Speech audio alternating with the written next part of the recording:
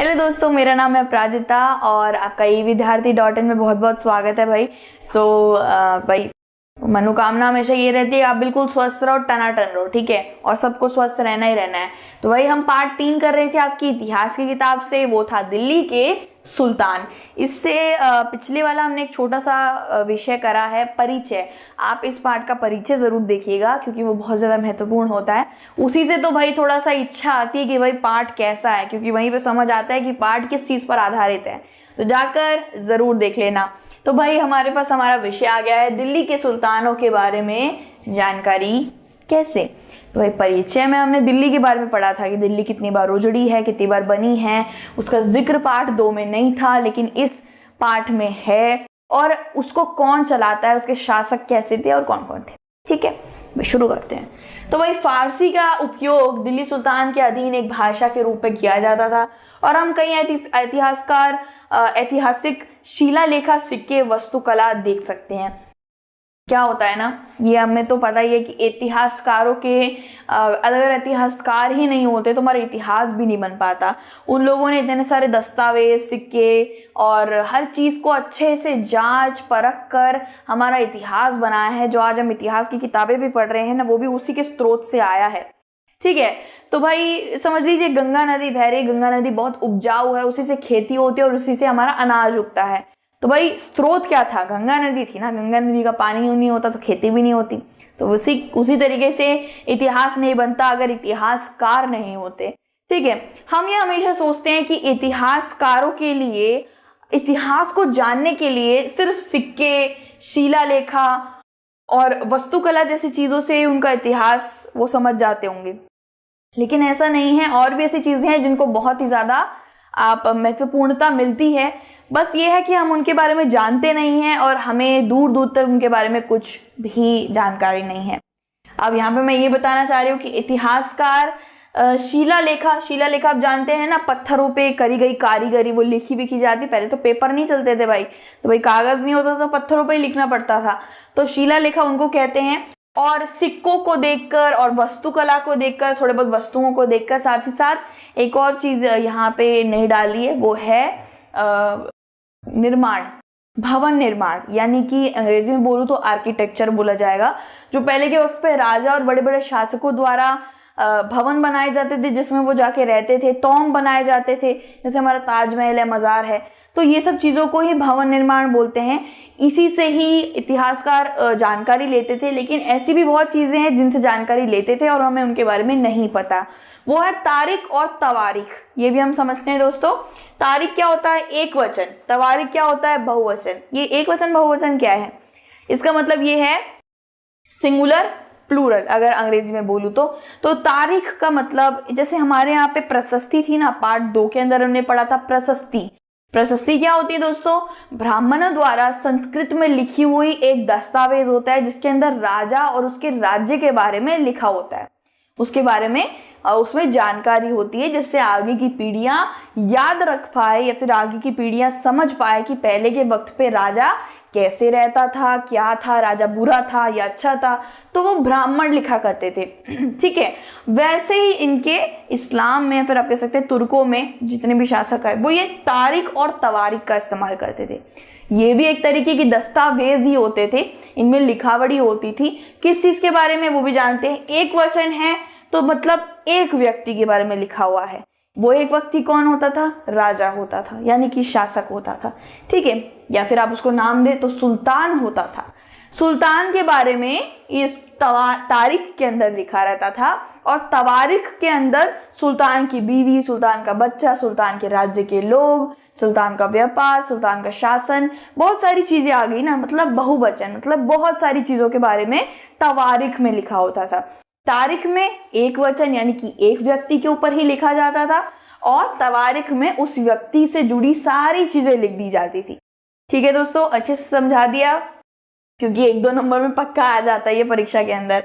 ठीक है, फारसी में लिखा जाता था ये चीज। ठीक है, तो जैसे हमारे यहाँ पे संस्कृत भाषा का उपयोग होता था, हमारे जितने भी दस्तावेज देख लीजिए, महाभारत, ग्रंथावली, उपनिषद है, सब संस्कृत में लिखी गई है। वैसे ही इस्लाम में या फिर तुर्क में फारसी का उपयोग होता है। फारसी को अंग्रेजी में पर्शियन कहा जाता है। ठीक है दोस्तों, आगे बढ़ते हैं। तवारीख के लेखक विद्वान पुरुष, सचिव, प्रशासक, कवि और दरबारी थे। वे शासकों को सलाह देते थे। अब जैसे फिर से एक बार मेलन बिठाए तो प्रशस्ति के लेखक कौन होते थे? हमारे ब्राह्मण होते थे, क्योंकि उनको वेद और ज्ञान का बहुत बड़ा उनके पास भंडार था। वो संस्कृत के ज्ञाता माने जाते थे। तो वैसे ही तवारीख और तारीख के जो लेखक होते थे वो भी बहुत ज्यादा, आप कह सकते हैं, पढ़े लिखे होते थे। तो वो कौन होते थे? विद्वान पुरुष होते थे, यानी कि कुछ ऐसे पुरुष जिनका बहुत नाम है, बहुत ज्यादा नामचीन व्यक्ति है। या सचिव प्रशासक, यानी कि जो प्रशासक प्रणाली में रहता है, उसका कामकाज वहां है। प्रशासक आप जानते हैं प्रशासन क्या होता है, अंग्रेजी में एडमिनिस्ट्रेशन कहते हैं। प्रशासक वो होता है जो राज्य का कार्यकाल संभालता है, सब कुछ, क्या कितना पैसा वहां जा रहा है, कितना खाना वाना कितना आ रहा है, एक कामकाज जो होता है ना, देखभाल करना। भाई इतना बड़ा राजा का राज्य है तो उस चीजों में तो बहुत सारे कामकाज होते होंगे कि अरे वहां पे दौरे पे जाना है, वहां पे ये करना है, वो करना है, तो वो सब चीजें प्रशासक संभालता है। प्रशासक को भी काफी अच्छा खासा भाई उसके पास एक हो जाता है, एक सीख मिलती है उसको। वो भी बहुत सलाहकार होता है, बहुत पढ़ा लिखा भी होता है, ठीक है, तभी तो उसको भाई दरबार में डाला गया है। और फिर कवि भी होते हैं, कवि भी लिख सकते हैं तवारीख। कवि आप जानते हैं वो भी बहुत ज्यादा पढ़े लिखे होते हैं। दरबारी भी हो सकते हैं, जो दरबार के अंदर, राजा के दरबार के अंदर एक उच्चतम प्रणाली पर, एक उच्चतम पद पर हैं, वो लोग बहुत पढ़े लिखे होते हैं, वो भी कर सकते हैं, ठीक है। ये सब सिर्फ और सिर्फ तवारीख और तारीख नहीं लिखते थे, बल्कि ये लोग जो राजा होता था, यानी कि जो सुल्तान होता था, उसको सलाह भी देते थे, उसके सलाहकार की तरह भी काम करते थे, ठीक है। तो भाई तवारीख ही कुछ इस तरीके से दिखती है। इसमें तस्वीरें भी होती थी थोड़ा बहुत, और इसमें फारसी में लिखा जाता था। फारसी देखिए कुछ इस तरीके से लिखा जाता है, उर्दू से काफी अलग ये एक भाषा है, ठीक है। और तवारीख के लेखक मैं फिर से आपको बता देती हूँ, कवि होते थे, सचिव होते थे, जो प्रशासन के सचिव होते हैं वो होते थे। भाई मुझे सब कह रहे थे सस्ता मार्कर है मैम का, तो भाई मैम ने मार्कर चेंज कर दिया, मैकबुक वाला मार्कर है, महंगी पार्टी, मजाक कर रहे हैं, नया मार्कर है बस, ठीक है। और जैसे कि मैंने बताया यहाँ पे प्रशासक लिखा ही हुआ था, कवि भी लिखा ही हुआ था, और यहाँ पे मैं लिख देती हूँ दरबारी भी थे, ठीक है। तो भाई ये सारे लोग क्या करते थे? तवारीखी और तारीख को लिखा करते थे। अरे गरे लोग नहीं लिख सकते थे, बहुत ज़्यादा मान्यता लेने वाले लोग या बहुत ज़्यादा महत्वपूर्ण पद पे रहने वाले लोग ही लिख सकते थे और पढ़े लिखे। तवारीख लेखक शहरों यानी कि दिल्ली में रहते थे, कोई गांव में नहीं रहता था। ये लोग बड़े बड़े नामचीन व्यक्ति होते थे, इसलिए गांव में नहीं रहते थे, दिल्ली जैसे बड़े शहर में रहते थे। बदले में पुरस्कार पाने के लिए सुल्तान के लिए इतिहास लेखक काम करते थे, ठीक है। अब यहाँ पे ये लिखने का काम करते थे। यहाँ पे वो आएगा, यहाँ पे थोड़ी जगह आएगी, वो एक साथ लग गया है तो उसके लिए माफ करिएगा दोस्तों, माफी तो दे देते आप मुझे। तो फिर हाँ, अरे ये मैम भी ना मजे लेने लग जाती है, हंसी मजाक करने लग जाती है भाई। हाँ, कहाँ थे भाई हम लोग थे कि शहरों में रहते थे, वो लोग गाँव में नहीं रहते थे। साथ ही साथ वो लोग ना, आप कह सकते हो, चापलूसी बहुत करते थे। ये भाई आप ऐसे हो, मतलब उनका जो दस्तावेज वो लिखते थे ना शासकों के ऊपर, वो इतनी भाई उसमें इतनी ज़्यादा उनकी तारीफ कर दे रहा है, इतना ज़्यादा बढ़िया बढ़िया लिख देते थे कि भाई राजा जैसे ही पढ़ता था, पढ़ के उसको बहुत अच्छा भाई इनाम दे देते थे, बहुत बड़े बड़े पुरस्कार दे देते थे इन लोगों को, ठीक है। तो 1236 की अब बात हो रही है। 1236 में सुल्तान इल्तुतमिश की बेटी रजिया सुल्तान बनी, और मिनाज सराज ने कहा कि वह अपने भाइयों से ज्यादा सक्षम है। यहाँ पे भाई मुद्दा ये आता है कि पहले के सदी में, अभी तो देखिए औरतें काफी ज्यादा विस्तृत मात्रा से उन्नति कर बैठी हैं, लेकिन पहले के सदी में औरतों को इतना ज़्यादा मानचीन नहीं माना जाता था, उनको महत्वपूर्णता नहीं दी जाती थी। वो ये सोचते थे कि आप घर में रहिए, महल में रहिए, खान पान करिए, हुक्का गाड़िए, हुक्का गुड़गुड़ाइए, बस आपको जो आपको करना है वो आप सब करिए, लेकिन सुल्तान बनने का इरादा मत रखिए। लेकिन उनमें से एक बहुत बड़ी कह सकते हैं बहुत ज़्यादा बहादुर एक लड़की निकली, जो थी इल्तुतमिश की बेटी। 1236 में वो सुल्तान बनी थी।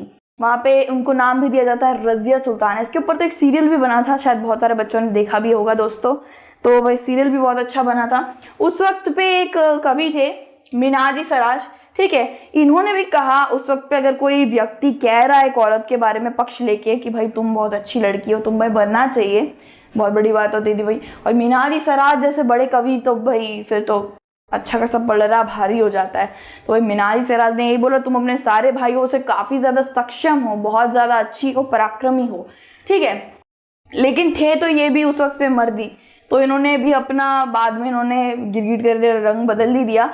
उसे 1240 में रईसों के रूप में सिंहासन से हटा दिया गया था और सिराज एक शासक के रूप में एक लड़की को सिंहासन पर पाकर खुश नहीं थे। तो भाई इन्होंने बोला था भाई मैं तुम्हारा बहुत ज्यादा क्या कहते हैं उसको, तुम बहुत सेवा करती हो लोगों की, तुम लोगों को बहुत खुश रखोगी, तुम पराक्रमी हो, सक्षम हो, तलवारबाजी में हर चीज में अच्छी हो, लेकिन इसका मतलब नहीं कि तुम्हें शासक बना दिया जाए। भाई 1240 यानी कि 4 साल वो रही वो गद्दी पर, और फिर उन्हें हटा दिया गया क्योंकि उनको बहुत ज्यादा लोग एक तरीके से बुरा भला कह रहे थे। तो भाई कौन ही टिकता, तो उन्हें हटा दिया गया था। ये रजिया सुल्तान सीरियल वाली रजिया सुल्तान डाला है, अभी आप पढ़ते जाइए पार्ट, इसमें मैंने उनका जो उनकी असली एक तस्वीर है वो भी मैंने डाली है।